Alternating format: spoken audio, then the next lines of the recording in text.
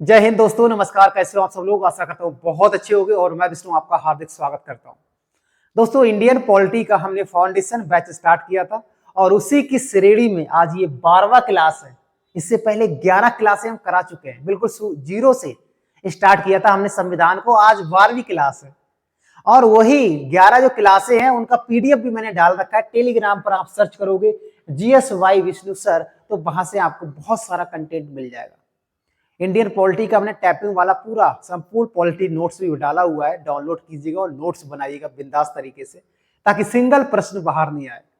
और आज देखने वाले हैं दोस्तों आर्टिकल 23 से आर्टिकल 22 तक हम देख चुके हैं।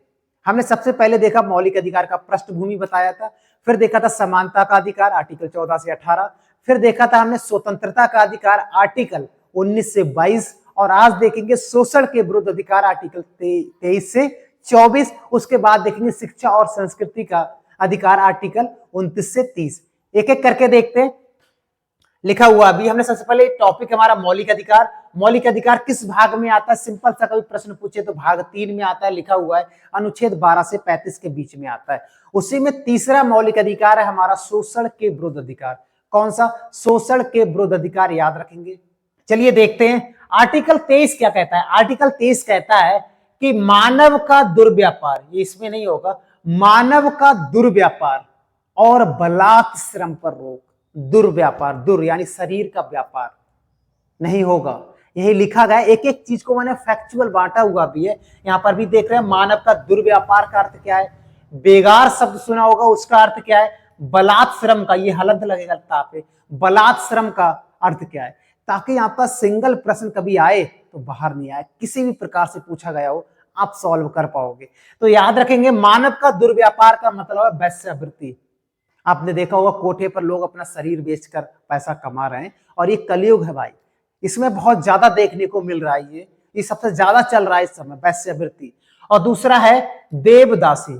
जैसे गुलाम होते थे पहले, ऐसे जो राजा रजवाड़े होते थे उनकी देवदासियां होती थी, उनकी गुलाम लड़कियां, जो कुंवारी लड़कियां होती थी उनको देवदासी कहते थे। आपने मुगल साम्राज्य में देखा होगा, दिल्ली सल्तनत में देखा होगा देवदासियों के बारे में।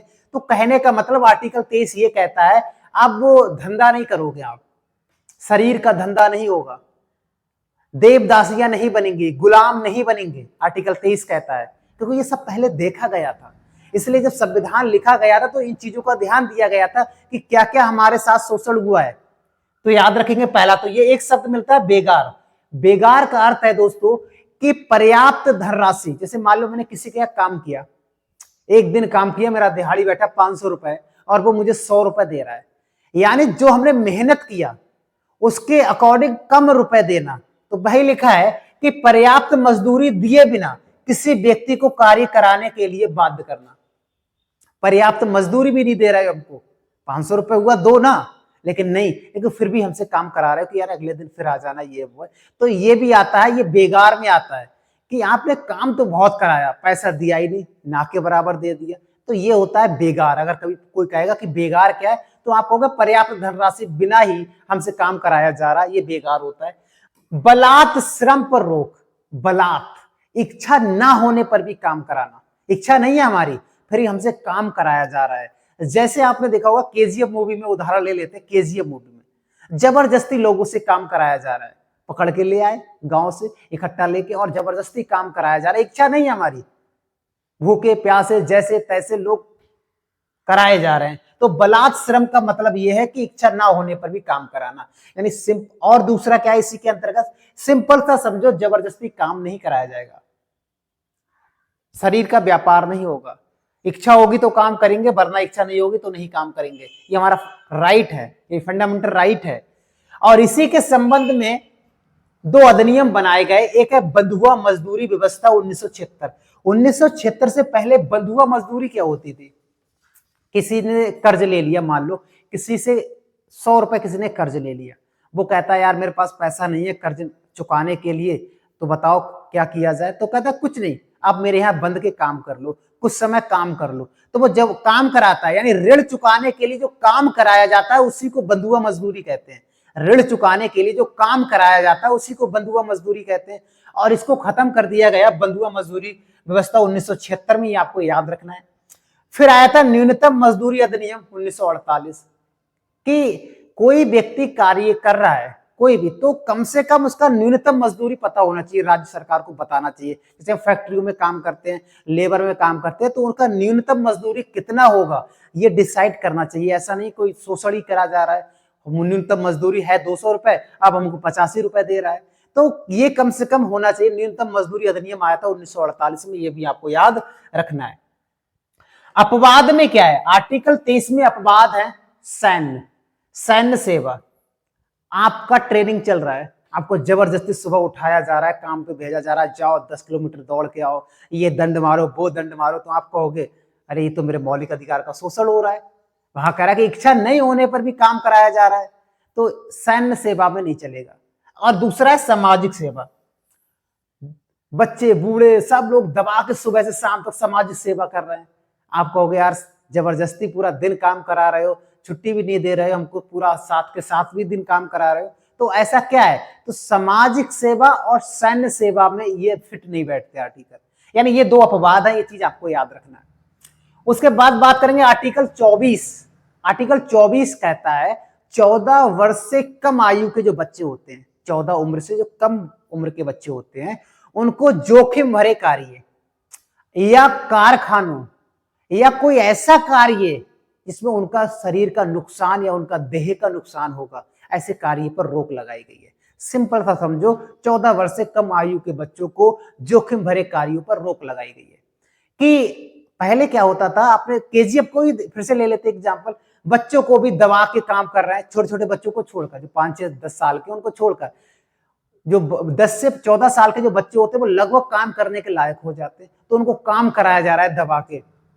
वर्तमान में देखते होंगे कारखानों में भी काम कराया जा रहा है, कुछ फैक्ट्रियों में भी काम कराया जाता है चोरी चुपके से, तो उसको बंद किया गया। ये कहा गया ऐसा अगर कभी देखने को मिले तो बताना, ताला लगा दिया जाके उस कंपनी पे। लेकिन अब आप कहोगे कि हमारी तो भाई उम्र 13 वर्ष है और हमारे घर वाले लगातार गेहूं काटने के लिए, धान काटने के लिए ले जाते हैं, तो ये फंडामेंटल राइट नहीं है, तो नहीं है।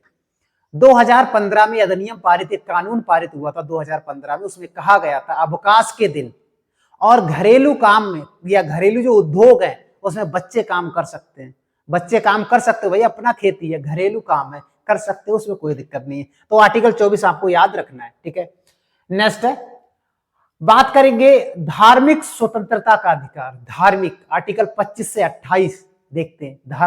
धर्म के प्रति हमको कितनी स्वतंत्रताएं हैं आपको जानना है बहुत शानदार तरीके से।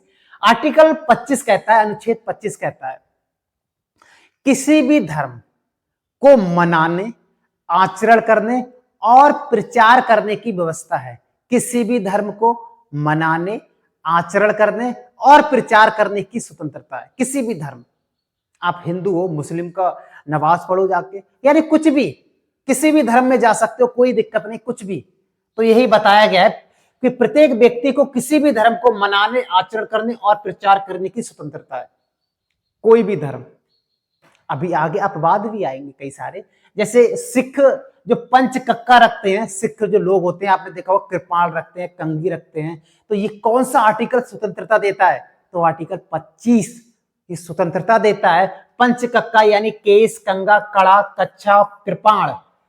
जो कड़ा होता है ना, जो कृपाण तलवार लेके आंसू तो हर जगह चला जाते हैं, सरदार लोग हर जगह चले जाते हैं, तो ये उनका फंडामेंटल राइट है, लेके जा सकते हैं। यही तो स्वतंत्रता है धर्म के प्रति, याद रखेंगे। और याद रखेंगे, आगे देखेंगे, इसी में सबरी वाला विवाद हुआ था, इसका निपटारा हुआ था इस विवाद का 2018 में।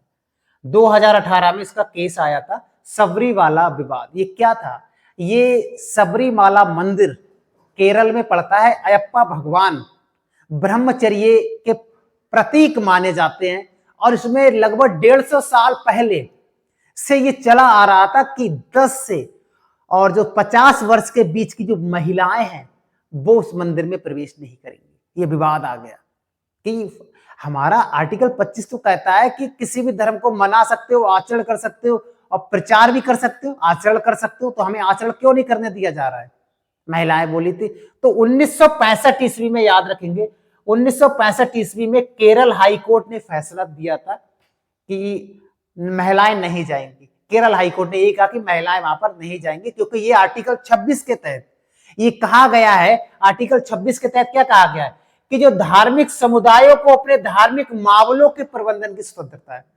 जो धार्मिक समुदाय उन्होंने अपने प्रबंध किया है कि महिलाएं नहीं जाएंगी, तो उन्होंने आर्टिकल 26 का तहत देके उन्होंने खारिज कर दिया। उसके बाद यही केस 1991 में फिर चुनौती दी थी न्यायालय में, फिर वही कोई संशोधन नहीं हुआ था। फिर 2018 में चुनौती दी गई थी, तब जाके संशोधन हुआ। तो सुप्रीम कोर्ट ने कहा था आपको धार्मिक मामलों की प्रबंधन की स्वतंत्रता तो है, तो इतना बुरा प्रबंधन मत करो कि किसी का मौलिक अधिकार का शोषण या हनन हो।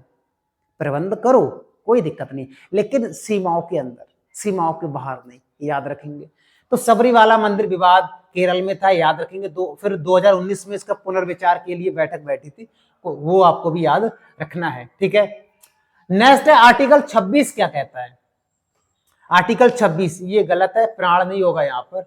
आर्टिकल 26 कहता है प्रत्येक धार्मिक समुदायों के लिए, प्रत्येक कोई भी धर्म का समुदाय है वो अपने धार्मिक मामलों के प्रबंधन की स्वतंत्रता।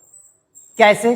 जैसे आपने देखा होगा कि इसी में देखा गया, आर्टिकल सबरीवाला मंदिर में ही देख लो कि 10 से 50 वर्ष के बीच की महिलाएं नहीं जाएंगी, ये प्रबंध कर दिया हमने।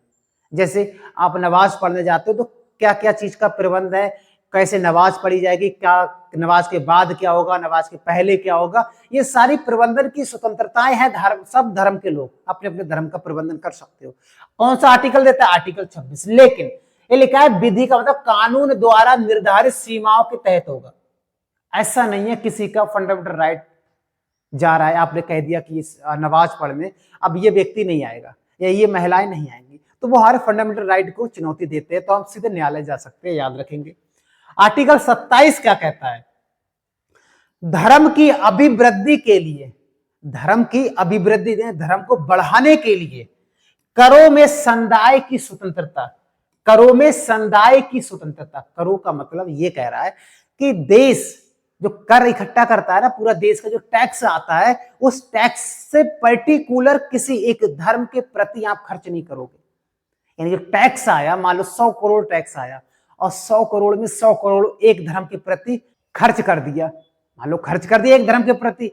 अब वो यही कह रहा है कि एक धर्म के प्रति खर्च नहीं करोगे, आप सबके लिए बराबर बराबर खर्च करोगे। अगर एक धर्म के प्रति खर्च करोगे तो चुनौती दे सकते हैं न्यायालय में। तो आर्टिकल 27 कहता है, यही लिखा है, राज्य कर के रूप में एकत्रित धन को किसी विशिष्ट धार्मिक उत्थान के लिए या उसके रख रखाव के लिए व्यय नहीं कर सकता, याद रखेंगे, है ना। आर्टिकल 28 कहता है कुछ शिक्षण संस्थानों में धार्मिक शिक्षा और धार्मिक पूजा का प्रावधान। जो शिक्षण संस्थान होते हैं जहां पर शिक्षा हम ग्रहण करते हैं, क्या वहां पर धार्मिक शिक्षा दी जाएगी या नहीं दी जाएगी, तो इसके बारे में प्रावधान किया गया है। अगर राज्य के द्वारा, याद रखेंगे यहां पर लिख देते हैं, राज्य के द्वारा वित्त पोषित जो संस्थान होंगे, एक होते हैं मान्यता, राज्य द्वारा मान्यता संस्थान होंगे, और आर्थिक राज्य के द्वारा वित्त पोषित संस्थान और राज्य के द्वारा मान्यता या आर्थिक संस्थान। तो याद रखेंगे कि जो वित्त पोषित संस्थान होते हैं, यहां पर धार्मिक शिक्षा नहीं दी जाएगी।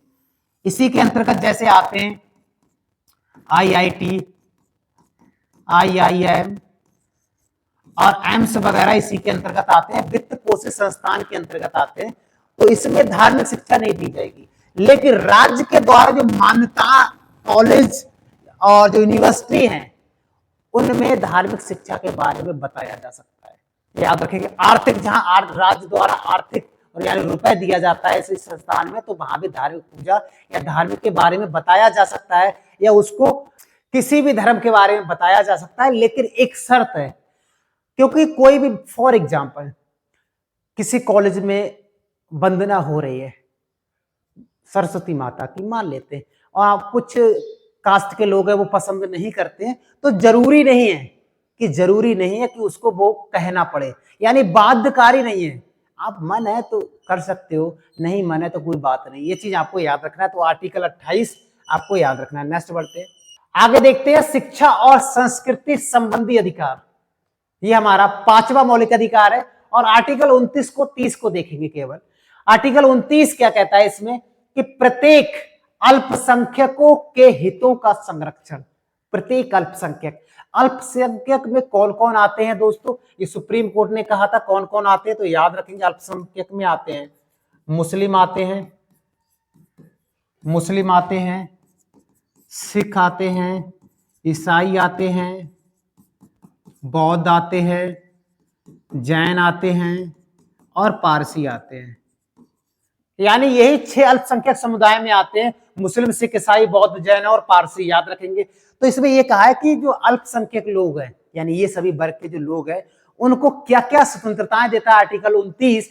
तो ये कहता है कि सभी वर्ग अपनी भाषा, अपनी लिपि और अपनी संस्कृति का संरक्षण कर सकता है। यानी अपने रीति रिवाज, अपने त्योहार, अपनी वेशभूषा, यानी सबकी स्वतंत्रता है, आर्टिकल 29 देता है। ये चीज आपको याद रखनी है। अगर याद रखें, किसी भी शिक्षण संस्थान, जो शिक्षा जहां पर दी जाती है, तो वहां पर किसी को भाषा के आधार पर, धर्म के आधार पर, जाति के आधार पर भेदभाव नहीं किया जाएगा किसी भी शिक्षण संस्थान में, याद रखेंगे। ये आर्टिकल 29 स्वतंत्रता देता है। ये प्रश्न आपको याद रखना है, ठीक है। तो 6 वर्ग आते हैं अल्पसंख्यक में, याद रखेंगे। आर्टिकल 30 क्या कहता है, शिक्षण संस्थानों की स्थापना और प्रशासन करने का अधिकार अल्पसंख्यकों का होगा।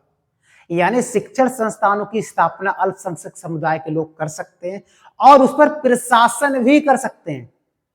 कौन? अल्पसंख्यक समुदाय के लोग। यही कहा गया है। इसमें कहा गया है कि सभी अल्पसंख्यक चाहे तो वो धार्मिक अल्पसंख्यक या भाषाई अल्पसंख्यक, जिन्हों मनोकूलन शिक्षा संस्थान स्थापित करने का अधिकार है। यानी सीधा सा समझो, अल्पसंख्यकों को अपना शिक्षण संस्थान बनाने की अथॉरिटी दी जाती है आर्टिकल 30 में, याद रखेंगे। तो आर्टिकल 29 और 30 को भी हमने देखा, शिक्षण संस्थान ये हमारा कौन सा मौलिक अधिकार था? 5वां मौलिक अधिकार था। हम देखेंगे नेक्स्ट वीडियो में 6ठा मौलिक अधिकार बड़ा है, क्योंकि भीमराव अंबेडकर ने संविधान की आत्मा कहा है, तो कुछ ना कुछ तो होगा, तो उसमें जानेंगे हम डिटेल से। तो आज के लिए इतना ही दोस्तों। जरूर बताना कमेंट बॉक्स में वीडियो कैसा लगा, मजा आया या नहीं आया। ज्यादा से ज्यादा शेयर कीजिएगा और चैनल पे नए हो तो लाइक करके जाना है, कमेंट करके जाना है, सब्सक्राइब करके जाना है, जो करना है करिए। मिलते हैं नेक्स्ट वीडियो में। आज की इतना ही। जय हिंद दोस्तों।